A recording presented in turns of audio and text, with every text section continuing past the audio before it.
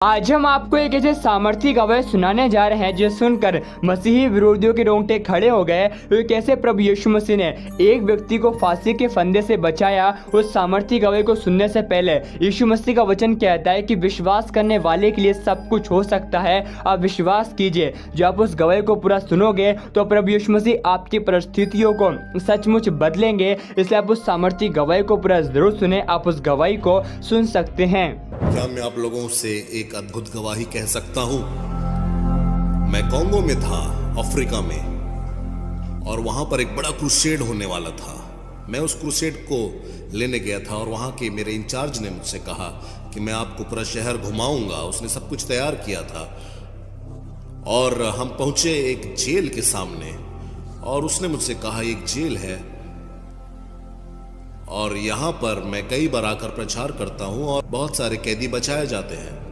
क्या आप प्रचार करना चाहेंगे? मैंने कहा हाँ, मैं जरूर करूंगा। वो मुझे वहां ले गया और जब मैं वहां गया जेल के भीतर, मुझे लगा कि कोई पुराने जमाने की जगह पर मैं पहुंच गया हूं और मैंने देखा लोग मोटे मोटे जंजीरों से बांधे गए थे। बहुत ज्यादा मोटे जंजीरों से वो ऐसे बंधे हुए थे, उनके हाथ और पैर, और वो धीरे धीरे चल रहे थे। मैं नहीं जानता कि वो कितने थे, लेकिन लगभग वो 50 थे। मैंने कहा कि अपने साथी से कहा कि ये कौन है ये लोग? उसने कहा कि ये लोग मौत की सजा पाए हुए लोग हैं और ये लोग कुछ ही दिनों में फांसी की सजा पाने वाले हैं और बस इंतजार कर रहे हैं अपनी मौत का। और अचानक वो गीत गाने लगे और उनमें से एक जो है उन लोगों का अगुआ था जो अपने जंजीरों को बजाकर अच्छे से गीत गा रहा था। और अफ्रीका के लोग वाद्य यंत्रों की दरकार नहीं होती उन्हें। आप उनको देखेंगे, जो भी उनके पास है उनका उपयोग करके वो गीत गाने लगते हैं। और वह आज का दिन यहोवा ने बनाया है, हम इसमें आनंदित हों, ऐसा कहकर जंजीरों को ही बजाकर गीत गाने लगा। और मैंने देखा कि मैं वहां खड़ा था और मैं देख रहा था कि सारे कैदी गीत गा रहे हैं। और अचानक पवित्र आत्मा ने मुझसे कहा, कि रेनहार्ड, देखो मेरे बेटे, वह जो एक अगुआ है जो गीत गा रहा है, वो जो चेन में बंधा हुआ है। पवित्र आत्मा ने मुझसे कहा, मैं चाहता हूं तुम मुझसे कहो कि वो आजाद होगा और वह मेरे वचन का प्रचार करेगा।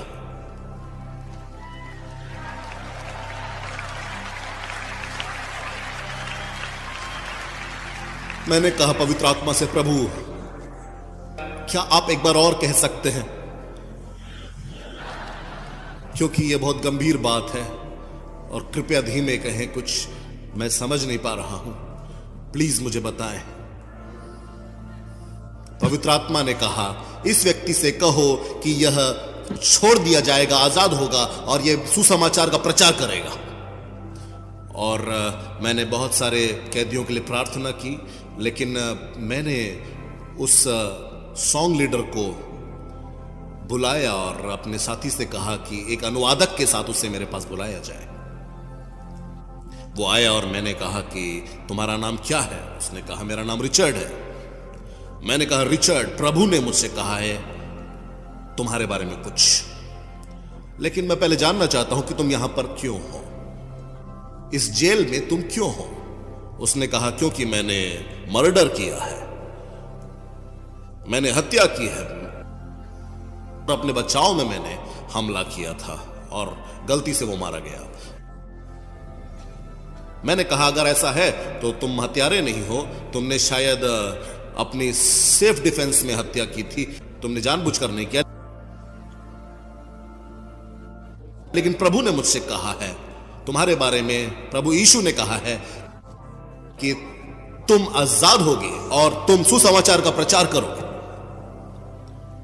उसने कुछ नहीं कहा और वह मुड़ गया और दीवार की तरफ देखने लगा। दीवार के उस तरफ एक बड़ा सा पेड़ था और जिसे फांसी लटकाने के लिए इस्तेमाल किया जाता था। और वह मुड़कर आंसुओं के साथ मुझसे कहने लगा, महीने में एक बार जल्लाद आता है और वह उस पेड़ के पास खड़ा होता है, हम लाइन में खड़े हो जाएंगे और जल्लाद गर्दन पर रस्सी डालता है और ऊपर की ओर खींचने लगता है, और जैसे ही व्यक्ति के प्राण छूट जाते हैं, वह कुल्हाड़ी से कैदी के हाथ पैर काटता है ताकि चेन निकाल सके। मैं वहां खड़ा था कुछ दिन पहले 3 बार, लेकिन तीनों बार जब भी मेरी बारी आती थी, वह जल्लाद कहता था मैं थक गया, आज मैं और नहीं कर सकता। मैंने उससे कहा, यीशु ने तुम्हें बचा कर रखा है, यीशु ने तुम्हें बचा कर रखा है।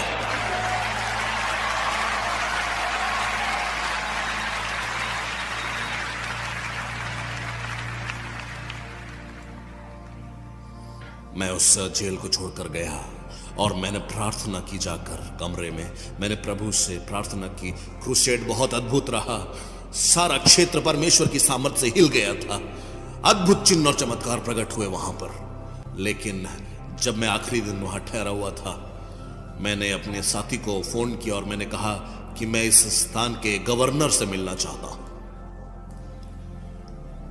मेरे यहां से जाने से पहले मैं गवर्नर से मिलना चाहता हूं। उसने अपॉइंटमेंट लिया, मैं वहां पहुंचा, और जब मैं वहां पहुंचा तो गवर्नर के अधिकारियों ने कहा गवर्नर आज नहीं है, लेकिन आप उसकी पत्नी से बात कर सकते हैं, आप जो संदेश देना चाहते हैं वो उन तक पहुंचा देगी। मैंने कहा ठीक है,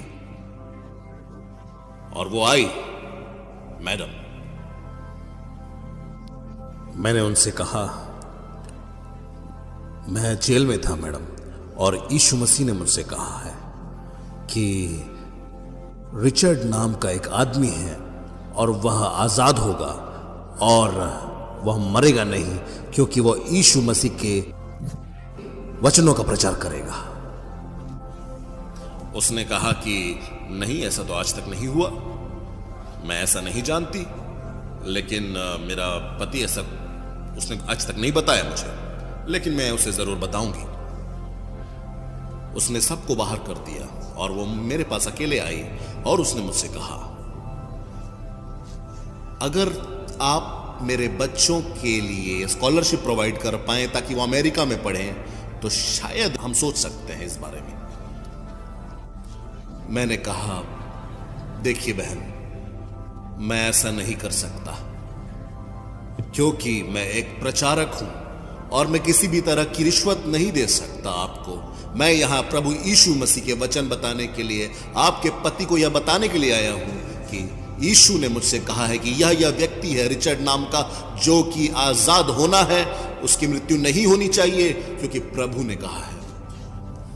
और वह बहुत गुस्सा हो गई, क्रोध से भरकर वह आगे बढ़ गई, और जब वो दरवाजे के पास पहुंची तो वो मुड़कर मुझे देखने लगी, और मैंने कहा, मैडम, प्रभु यीशु ने कहा है, भूलिए नहीं, रिचर्ड आजाद होगा और वह मरेगा नहीं, वो सुसमाचार का प्रचार करेगा। मेरा हृदय रुक गया थोड़ी देर के लिए। मैंने कहा, प्रभु तुझे काम करना होगा। मैं अपने घर की ओर वापस चला गया। कुछ महीनों के बाद मेरे पास एक फोन आया, और उस फोन में मुझसे कहा जा रहा था, रिचर्ड आजाद हो चुका है, वह जेल से छोड़ा जा चुका है। हालेलुया!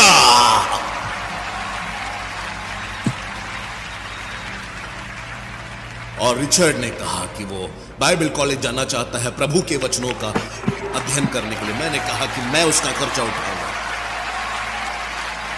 वो 4 साल बाइबल कॉलेज में पढ़ा, और कुछ सालों के बाद जब मैं वापस आया